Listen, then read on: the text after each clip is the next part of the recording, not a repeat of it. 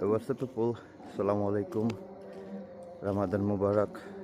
So আজকে একটা জিনিস হচ্ছে যেটা আমার খুব বেশি ভাবনার বিষয়। সেটা হচ্ছে আমরা আজব মানুষ, আমরা অকৃতজ্ঞ।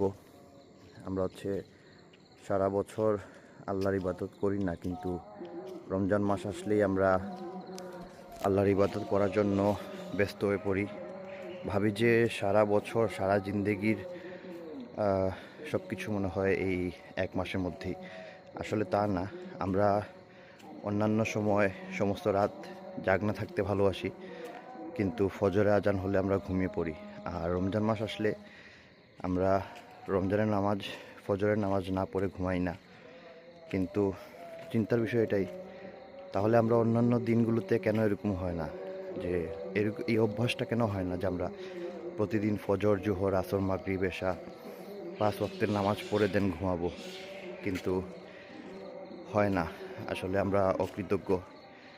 তো আমি সবার জন্য দোয়া করি, সবাই আমার জন্য দোয়া করবেন। আল্লাহ যেন আমাদেরকে হেদায়েত দান করেন এবং এই রমজানের পর থেকে প্রতিটি দিন এবং প্রতিটি মাস যেন আমরা আল্লাহর ইবাদতে সময় কাটিয়ে দিতে পারি। তো আমার জন্য সবাই দোয়া করবেন। আসসালামু আলাইকুম রহমতুল্লাহ।